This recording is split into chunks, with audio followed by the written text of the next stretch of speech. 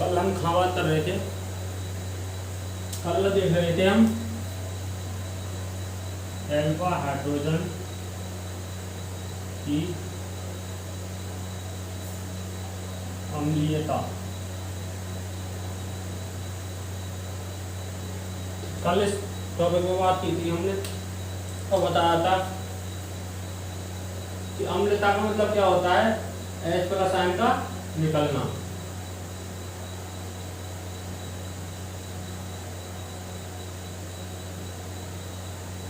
निकलना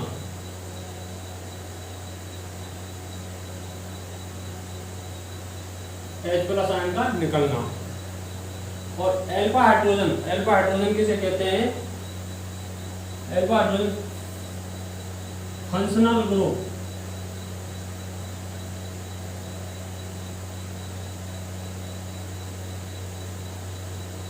या क्रियात्मक समूह।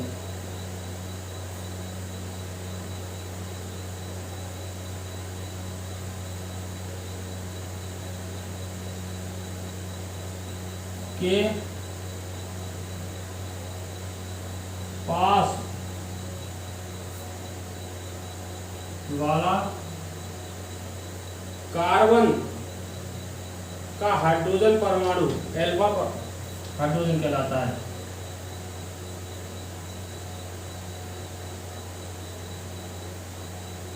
से जुड़ा हाइड्रोजन परमाणु एल्फा हाइड्रोजन कहलाता है। इसके बाद ये बात की थी, और इसमें की थी ये, और इसमें बताया कि ये दो कारक पर निर्भर करता है। एक बताता इलेक्ट्रॉन विड्रॉइंग ग्रुप, और दूसरा था के, और ए का मतलब होता है एसिडिक, और के का मतलब होता है कांस्टेंट। ये बात की थी। और इसमें एक pKa बराबर माइनस लॉग के, या pKa बराबर लॉग 1/Ka। यदि Ka की वैल्यू बढ़ेगी तो Pa का मान कम होगा। तो ये बता लिया, और इसके बाद एग्जाम्पल देखेंगे। अब इसका कल यहाँ तक कंप्लीट हुआ, अब इसका एग्जाम्पल देखेंगे।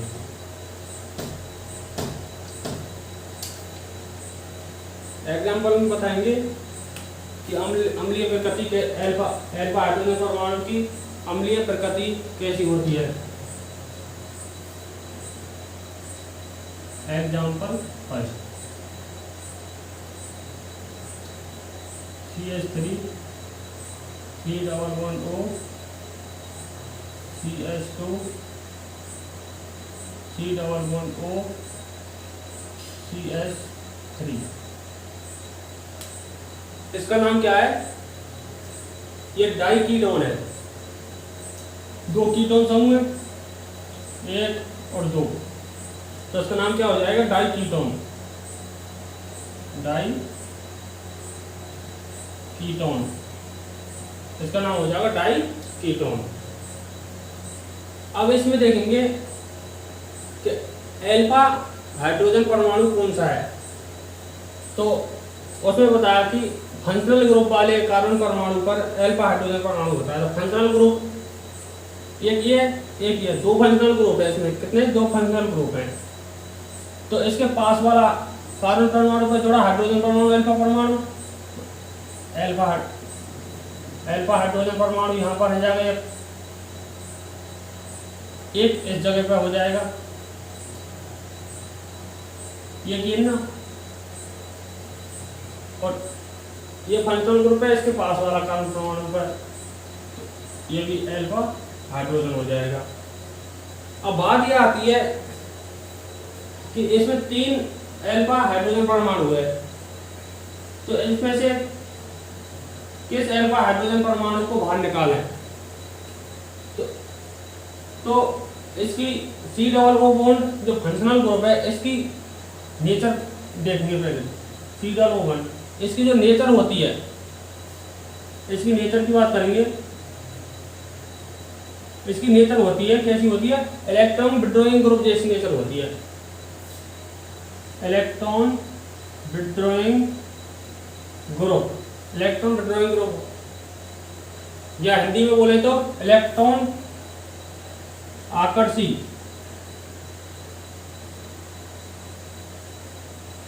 यानी इलेक्ट्रॉन को खींचते हैं, ये इलेक्ट्रॉन खींचते हैं।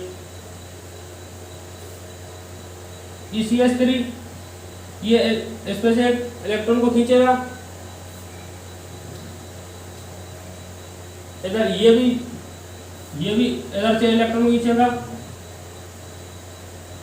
इधर ये भी खींचेगा। तो CH3 इधर सिंगल एक पे से खींच रहा है और इधर दोनों ग्रुप CH2 पे से खींच रहे हैं। तो सबसे पहले इसमें से निकलने की अल्फा हाइड्रोजन परमाणु इसमें से निकलेगा, हाइड्रोजन परमाणु इसमें से निकलेगा। तो ये क्या हो जाएगा, मोर एसिडिक हो जाएगा, ये मोर एसिडिक हाइड्रोजन परमाणु, मोर एसिडिक हाइड्रोजन परमाणु हो जाएगा। प्लस बेस ले लो, बेस C2H5O नेगेटिव, ये क्या है, बेस। और बेस का काम क्या होता है, H प्लस आयन को अट्रैक्ट करना, ये क्या है, बेस। और इसका काम क्या है, H प्लस आयन को अट्रैक्ट करना, अपनी ओर आकर्षित करना।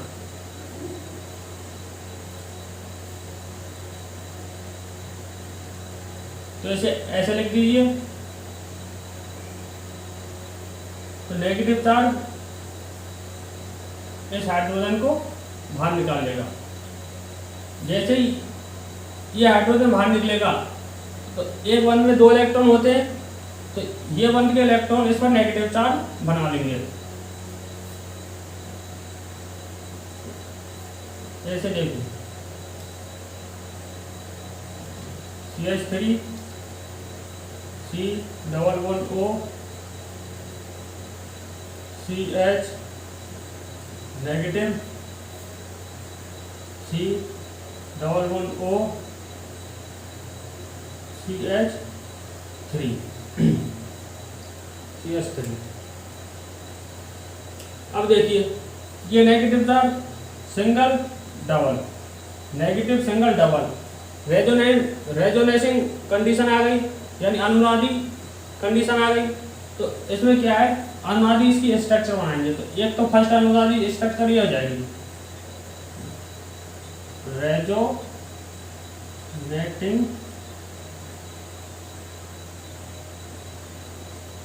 स्ट्रक्चर, पहली तो ये हो गई। अब इसके अनुनादी स्ट्रक्चर, ये बंद के इलेक्ट्रॉनों को इसको देगा, यहाँ पर बंद हो जाएंगे, डबल बॉन्ड हो जाएगा, डबल बॉन्ड हो जाएगा। तो ये बंद के इलेक्ट्रॉनों को इसको देगा। क्यों? क्योंकि एक कार्बन परमाणु पर 4 कार्बन परमाणु संयुक्ता 4 होती है, तो यहाँ बंद हो गए 5, तो एक बंद को तोड़ेगा, ये यहाँ पर ऑक्सीजन पर नेगेटिव चार्ज बना लेगा।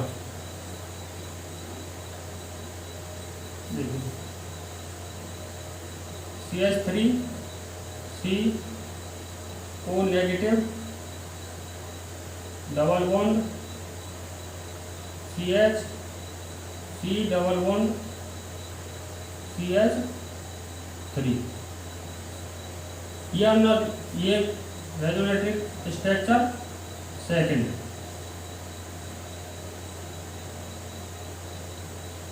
अब भाई इधर एक बन गई। अब नेगेटिव सिंगल डबल इधर भी बन सकती है, तो इधर बना दीजिए। तो इसकी दूसरी अनुनादी स्ट्रक्चर क्या हो जाएगी, CH3 C double bond O CH double bond CO negative CH3, ये तीसरी स्ट्रक्चर बन गई। इसको बता दीजिए, 3 अनुनादी संरचना बन गई। इसको बता दीजिए।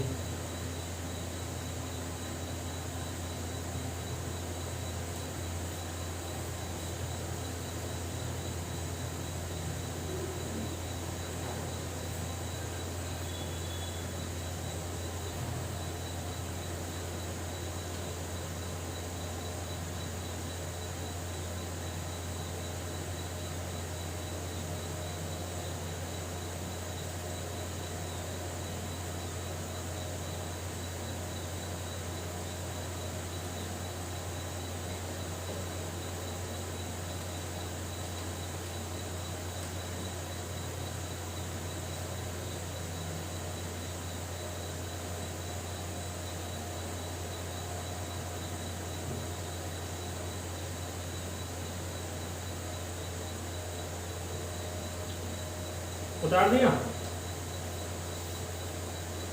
चलिए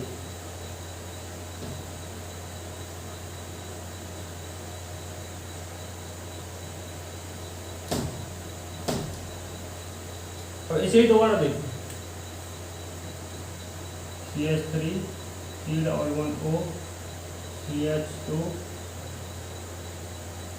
C double bond O CH3, यही तो था डाई कीटोन, डाई कीटोन। अब इसमें हमने मोर एसिडिक हाइड्रोजन का लिखा था, मोर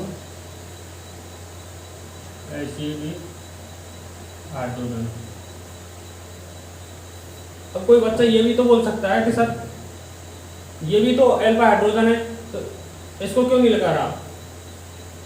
यदि हम इस एल्फा हाइड्रोजन परमाणु को लिखाते हैं, जो क्या इसकी तुलना में ये कम अम्लीय है, इसकी तुलना में कम अम्लीय है, यदि इसको निकालते तो इसकी जो रेजोनेटिंग स्ट्रक्चर है वो कम प्राप्त होती हैं, इसीलिए तो ये अधिक स्थायी होता है। और अगर इस एल्फा हाइड्रोजन परमाणु को निकालेंगे तो ये अधिक स्थायी होगा, इसकी रेजोनेटिंग स्ट्रक्चर अधिक प्राप्त होंगी।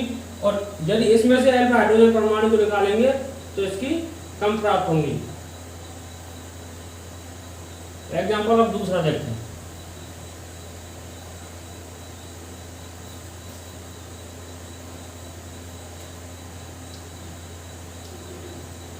एग्जाम्पल दूसरा देखते हैं।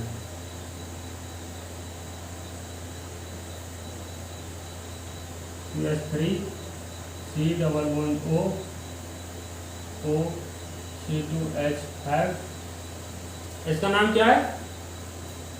C2H5 ethyl. और इस ग्रुप को क्या बोलते हैं? Acetate, ethyl acetate. इसका नाम क्या हो जाएगा? Ethyl acetate.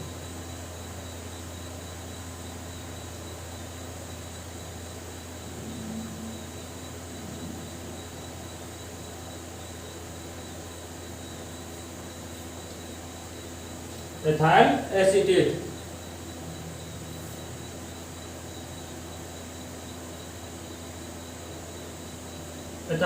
जैसे एस्टर, ये एस्टर ग्रुप है तो एस्टर भी बोल सकते हैं, एस्टर। अब वही काम करेंगे, बेस, इधर बेस लेंगे C2H5 O नेगेटिव, इसका वही काम है H वाला साइन को अट्रैक्ट करना। अगर इसका नाम देखें, इसका नाम क्या है? इसे क्या बोलते हैं? C2H5 O नेगेटिव को एथॉक्साइड बोलते हैं इसे।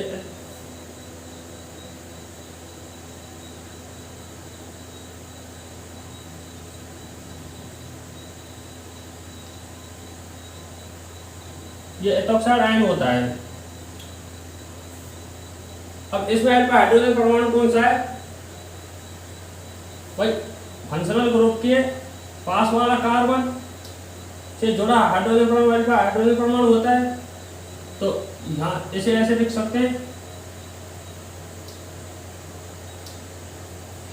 तो ये नेगेटिव चार्ज इस अल्फा हाइड्रोजन परमाणु को खींच लेगा।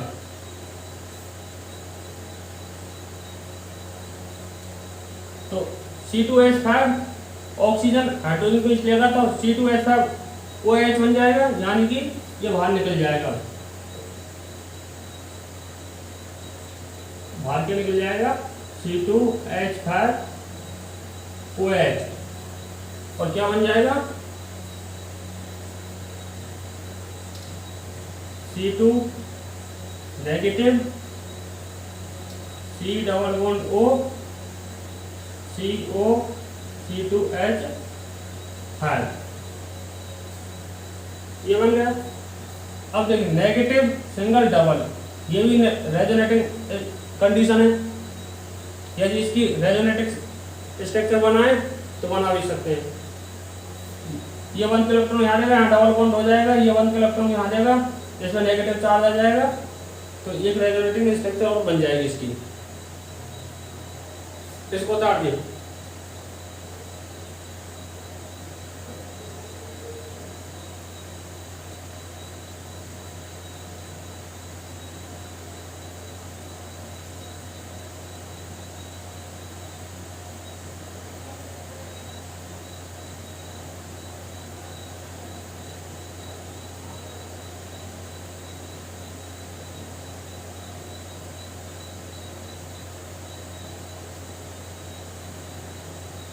उतार दिया।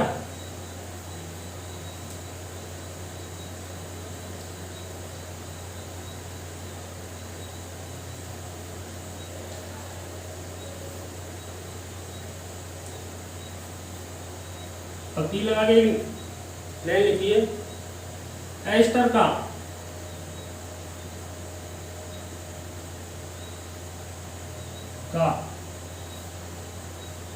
pKa मान, एस्टर का pKa मान एसीटोन से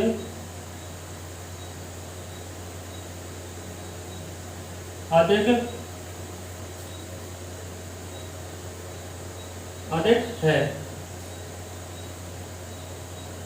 इसलिए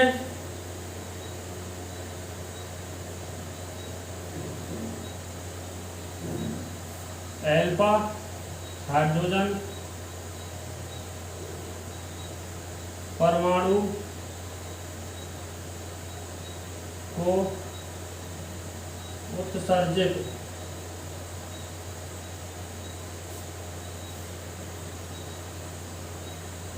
करने के लिए प्रबल क्षार स्ट्रॉन्ग बेस जैसे NH2-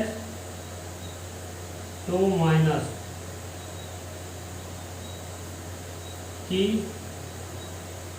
आवश्यकता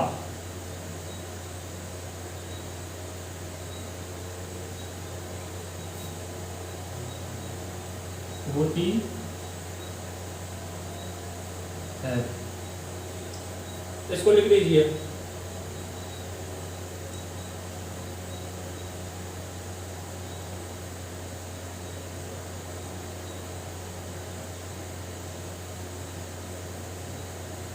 लिख दिया। अब इसका मतलब क्या है?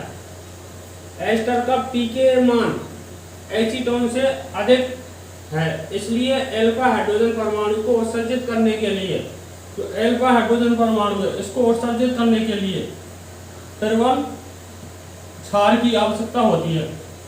अब भाई प्रबल क्षार की आवश्यकता होती है, तो प्रबल क्षार का इसमें क्या काम है? ये क्या है कि हमने जो पहले एस्टर लिया था उसमें क्या लिया था? एस्टर में जो हमें बेस लिया था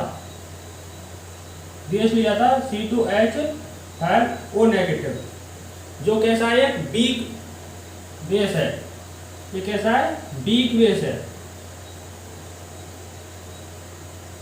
वीक बेस है, वीक बेस है। तो ये अल्फा हाइड्रोजन परमाणु को निकालने में क्या है, ये वीक है। और जो एस्टर है, तो एस्टर समूह होता है, ये भी वीक है। तो जब वीक और वीक जो रिएक्शन होती है तो ये टाइम ले लेता है, ये रिएक्शन बहुत टाइम में होती है। इसलिए हम क्या करते हैं, स्ट्रॉन्ग बेस, यानी कि स्ट्रॉन्ग बेस का लेंगे। तो ये स्ट्रॉन्ग बेस क्या करेगा, जो अल्फा हाइड्रोजन परमाणु को उसे जल्दी निकाल देगा, यानी कि रिएक्शन जल्दी हो जाएगी। देखिए समझिए रिएक्शन।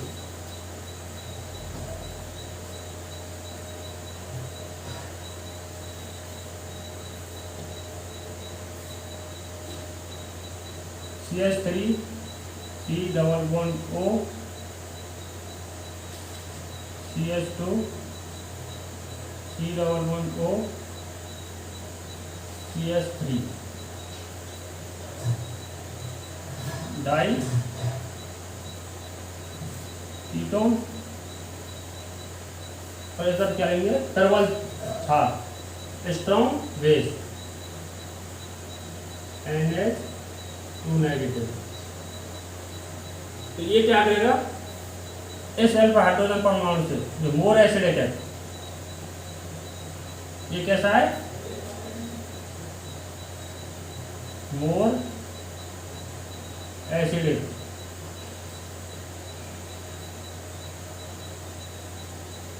इसको बाहर निकालने को, तो ये क्या निकल जाएगा, अमोनिया NH3। बाहर क्या निकल जाएगा, NH3। और क्या बन जाएगा, CH3 C double bond O CH negative C double bond O और CH3। अब इसमें भी वही कंडीशन है, negative single double resonating structure, एक अदर बन जाएगी, एक अदर बन जाएगी। तो इसको भी उतार दीजिए।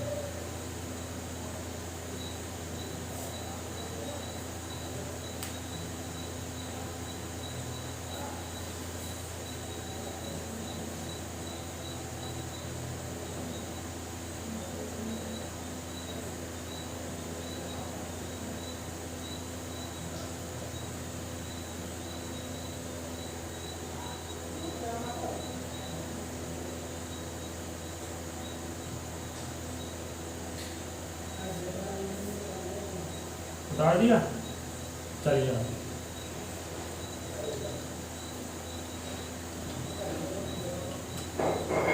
अब डाई कीटोन है CH3C double bond O CH2 C double bond O CH3। अरे वीक, ये वीक है। तो ये वीक कैसे है, इसका ये कम अम्लीय है, कम अम्लीय तो यानी कैसे है ये, उस चीज को देखेंगे। तो मान लीजिए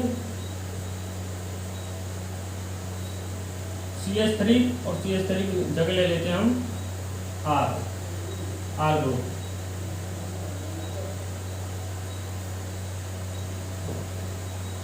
भाई एल के समूह जगह R ले लेंगे, R C double bond O ester R। तो हम जानते हैं ऑक्सीजन पर लोन पेयर होता है, और इस भी ऑक्सीजन पर लोन पेयर होंगे। तो lone pair single double resonating condition है।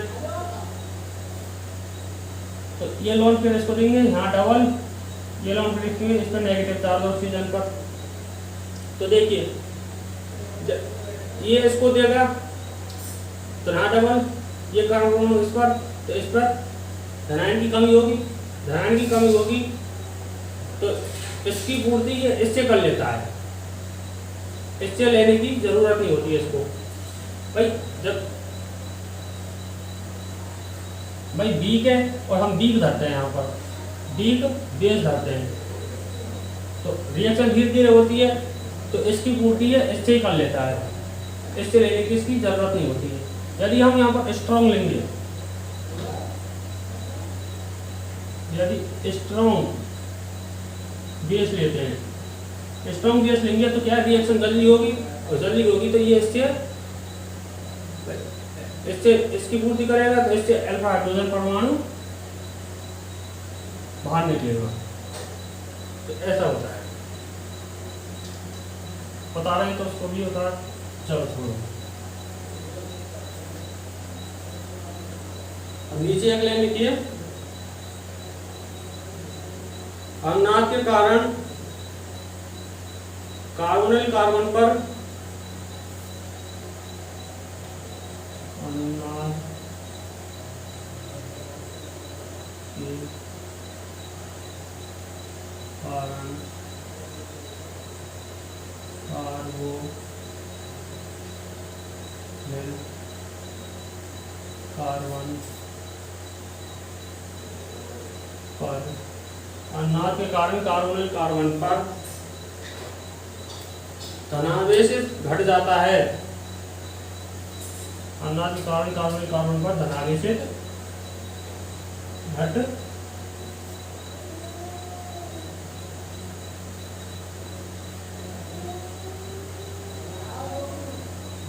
जाता है। इसलिए अल्फा हाइड्रोजन को उत्सर्जित करने के लिए, इसलिए अल्फा हाइड्रोजन को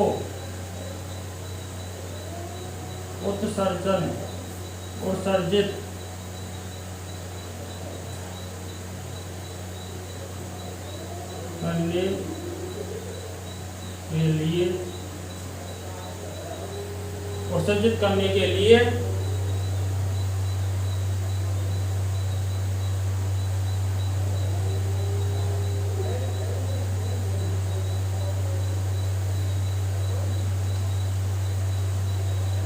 बढ़ जाता है, सॉरी, इसलिए अनुनाद के कारण कार्बोनिल कार्बन पर धनावेश घट जाता है। कार्बन पर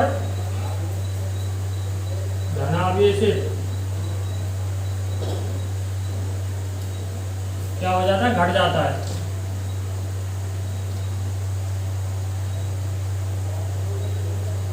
जाता है, इसलिए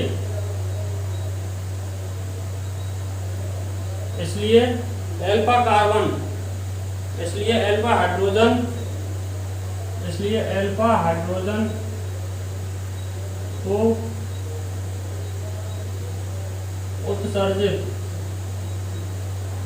उत्सर्जित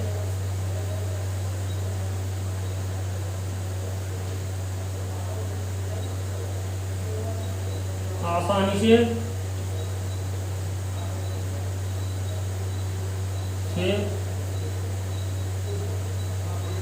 नहीं कर पाता है। लिख दीजिए इसको।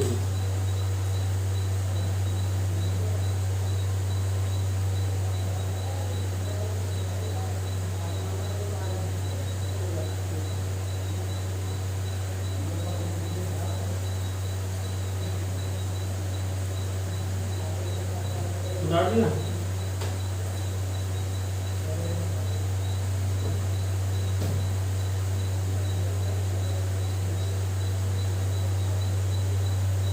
आगे निकलिए। मुझे अंदर आ सकूं?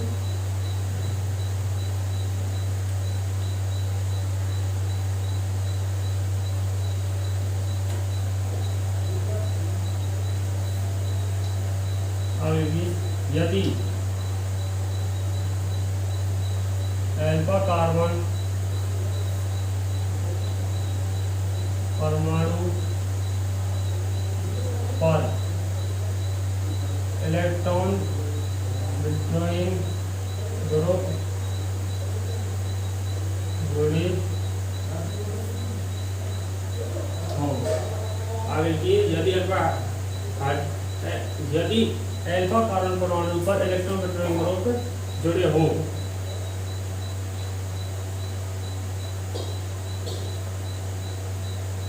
तो pKa का मान घट जाता है। अब ये क्या कर रहा है, यदि अल्फा कार्बन परमाणु पर इलेक्ट्रॉन विड्रॉइंग ग्रुप जुड़े हो तो पी का मान क्या होता है, घट जाता है। कैसे, एग्जाम्पल द्वारा समझेंगे इसको। मान लीजिए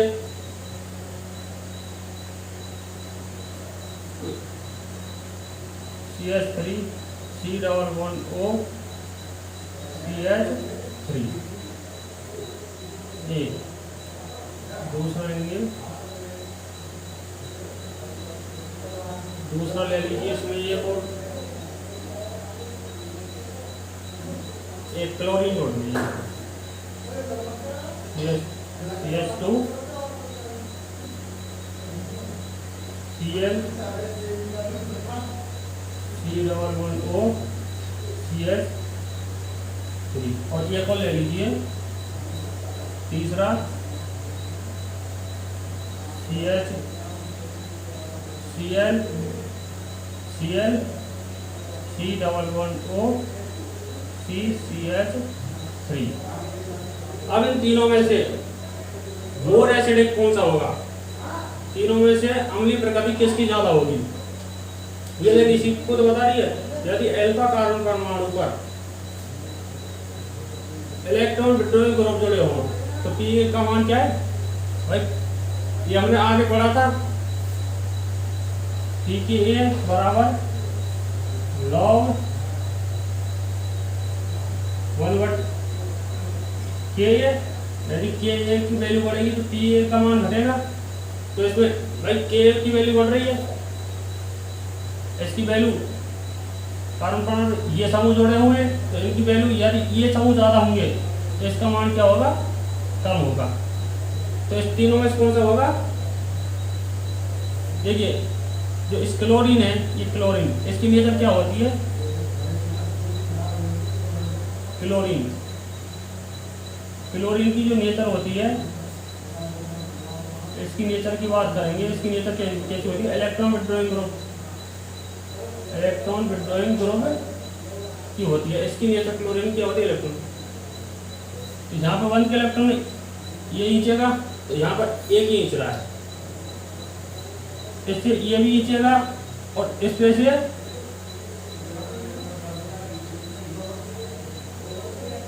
इधर ये भी खींचेगा और इधर क्लोरीन, क्लोरीन की भी नेचर इलेक्ट्रॉन विड्रॉइंग ग्रुप होती है तो इधर से ये भी खींचेगा।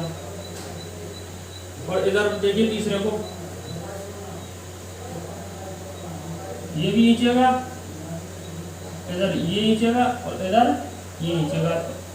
तो हाइड्रो जो अल्फा हाइड्रोजन परमाणु किसमें से अधिक निकलेगा, पहले निकलेगा इसमें से। तो यदि इसकी पी की बराबर देखें तो पहली इससे ज्यादा, पहली इससे ज्यादा किसकी, दूसरी की, और इससे ज्यादा तीसरी की।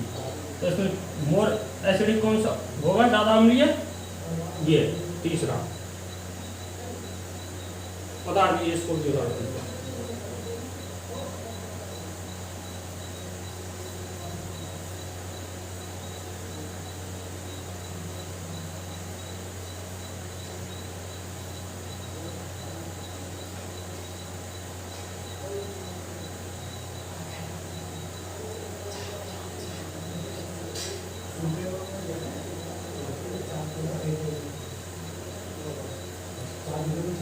आ गई,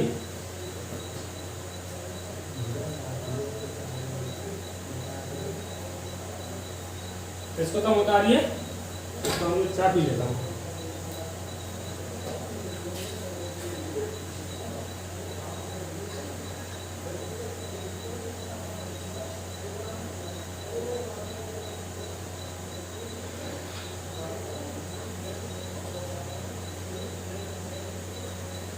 हाँ तो उतार दिया।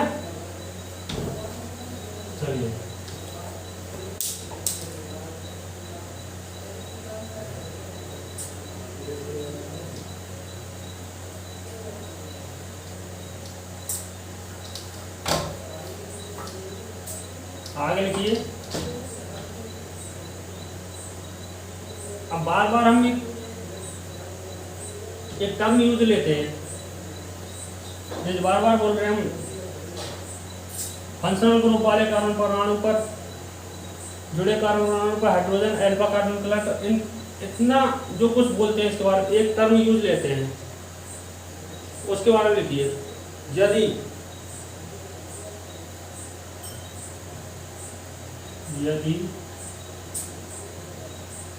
CH2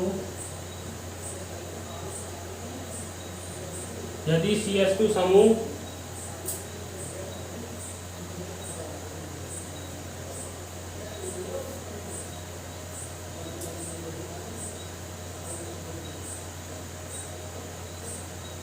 जिस पर यदि CH2 समूह पर इलेक्ट्रॉन बिटवीन ग्रुप जुड़े, इलेक्ट्रॉन बिटवीन ग्रुप जुड़े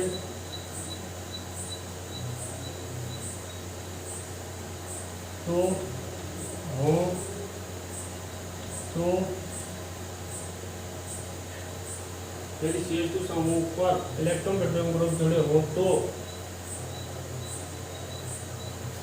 सक्रिय मेथिलीन समूह कहलाते हैं।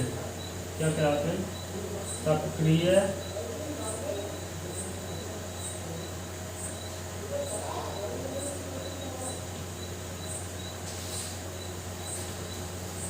समूह कहलाते हैं। सक्रिय मेथिलीन एक्टिव मेथिलीन समूह कहलाते हैं। तो उसे क्या बोलते हैं? एक टर्म यूज ले लेते हैं उसकी जगह, मेथिलीन समूह, एक्टिव मेथिलीन समूह बता दीजिए।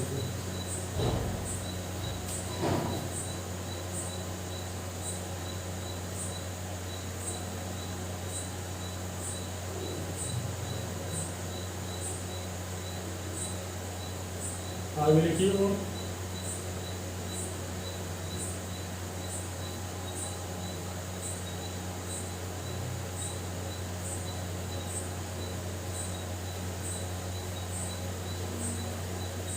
आगे लिखिए।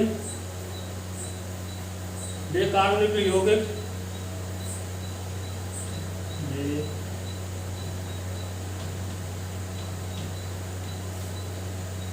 ये कार्बनिल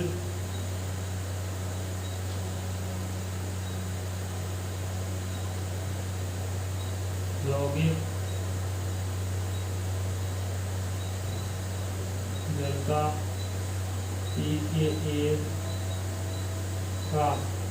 pKa का मान कम होता है का मान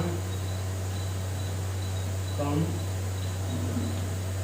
होता है वे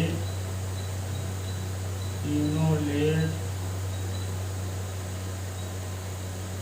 का निर्माण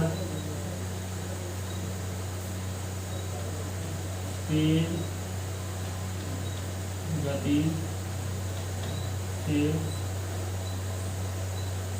करते हैं। ये कार्बनिक यौगिक जिनका pKa मान क्या होता है? कम होता है। इनका मान क्या होता है? कम होता है। वे इनोलेट का निर्माण तेज गति से करते हैं।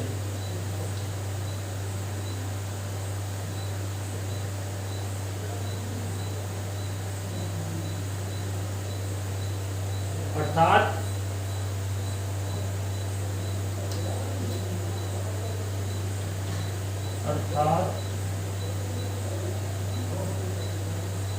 इनोलेट के लिए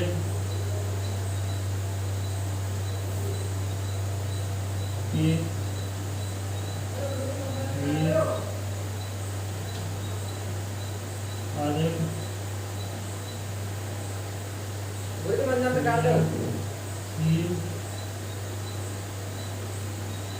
होते हैं।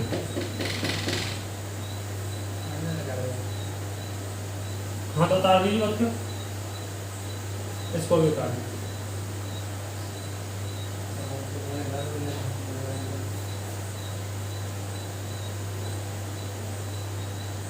इसको भी उतार दीजिए।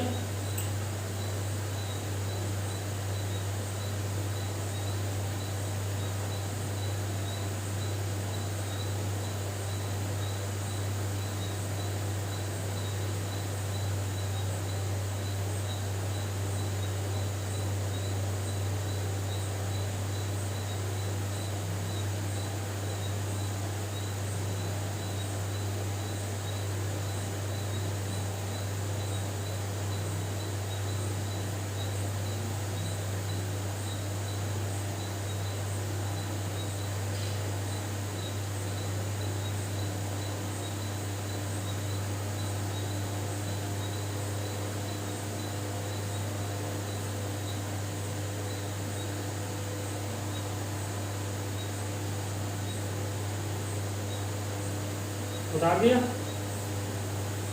उतार दिया। चलो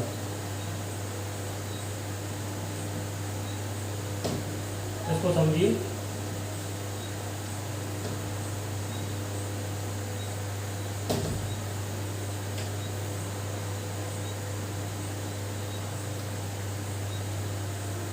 C2H5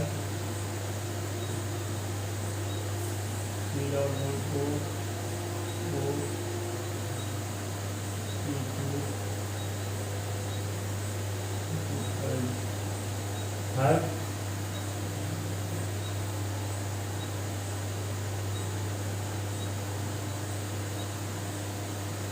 ठीक है।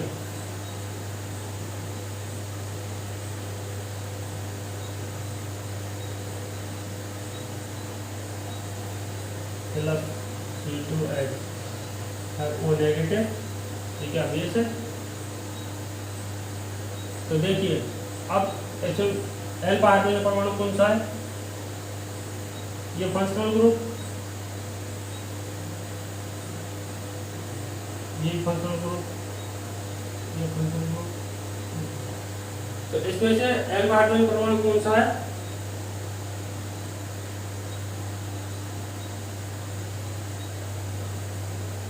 ये मोर एल्फा हाइड्रोजन परमाणु हो जाएगा। मोर से इसको ऐसे लिख सकते हैं CH2। ये क्या मोर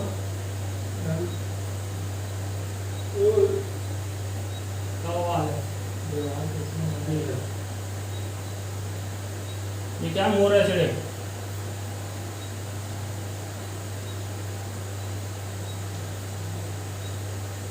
और इसे बोलते हैं, क्या बोलते हैं? Active methylene.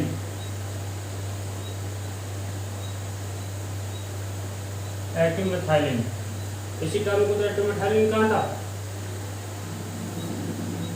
ये नेगेटिव H प्लस आयन को ट्रिप कर लेगा, यहाँ से C2H5 O नेगेटिव निकल जाएगा, C2H5 O नेगेटिव, और यहाँ पर नेगेटिव चार्ज आ जाएगा।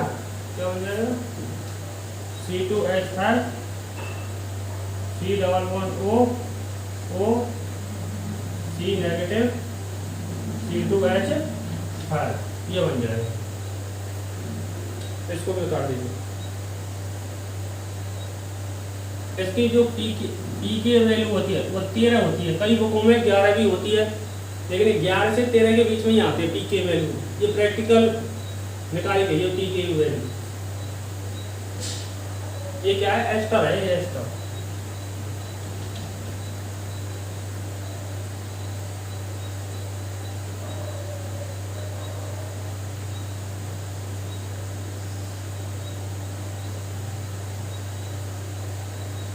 ठीक है, उतार दिया। अब देख इसी में देखना, अब जो यहाँ C2H5 जो एथिल लिया है, ये एथिल है। अब इसकी जगह ही क्या कर दो, इसको मिटा दो। इसकी जगह ले लिया हमने CH3 और एथिल ले लिया CH3। तो इसमें क्या है, पूरी रिएक्शन ऐसी होगी। एक थोड़ा सा ये बदल जाएगा, इसे बदल दीजिए CH3 और इसे भी बदल दीजिए CH3। अब इससे क्या फर्क पड़ा रिएक्शन पे? जो ये पी की वैल्यू थी, ये जो पहले 13 प्राप्त हो रही 11 से 13, तो ये क्या है, घट गई। पी की वैल्यू क्या हो गई, डिक्रीज हो गई, इंक्रीज हो गई। तो ये पी की वैल्यू की कितनी निकल कर आई, 9 निकल कर आई। तो वहां पर बताया था पी के ए बराबर log 1/k। यदि के का मान बढ़ता है तो पी के वैल्यू बढ़ती है। तो यहाँ पर पी के की वैल्यू बढ़ गई, तो भाई एसिडिक नेचर इसकी बढ़ गई, तो उसकी तुलना में इसकी एसिडिक जो अम्लीय प्रकृति है वो अधिक होगी। तो नीचे एक लाइन लिख दीजिए, नीचे एक लाइन लिख दीजिए। सब पहले इसमें उतार दीजिए, नीचे एक लाइन भी लिखानी है।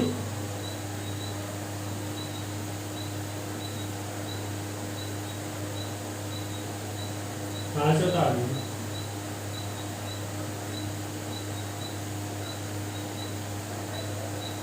ये जो होती है प्रैक्टिकल वैल्यू होती है, ये प्रैक्टिकल वैल्यू, प्रैक्टिकल करके निकालते हैं वैल्यू को। जब तक प्रैक्टिकल करें आप, जब देखें इसको तो रहने देने वाले इसको।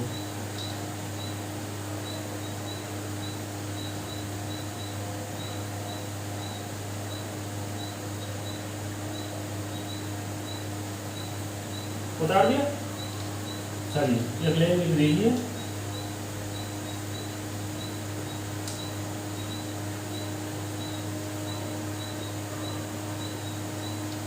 डाई कीटोन, डाई कीटोन,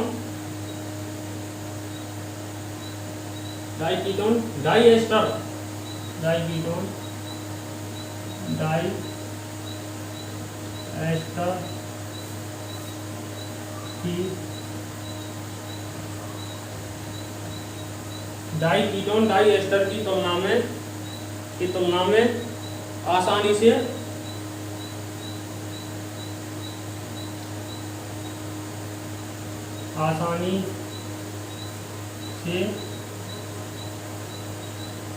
लिनोलेट का निर्माण करता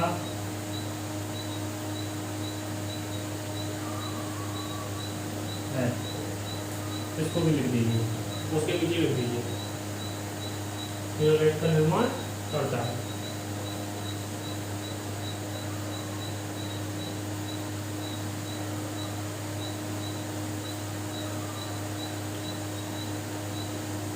लिखिए। अब देखिए क्वेश्चन कैसा बनता है, डाई कीटोन डाई एस्टर की तुलना में आसानी से इनोलेट का निर्माण करता है।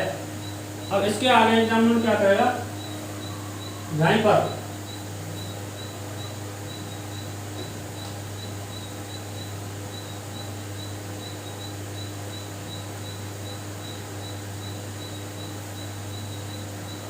क्यों लगा देगा और पूछ लेगा, क्वेश्चन बन जाएगा। तो इसका आंसर क्या हो जाएगा, जो इसके ऊपर जो लिखा है नहीं है, 3-4 लाइनें लिखी हैं, वो इसका आंसर हो जाएगा।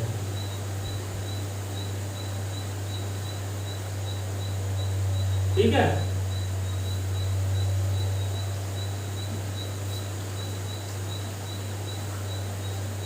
बस तो आगे नेक्स्ट क्लास। ओके।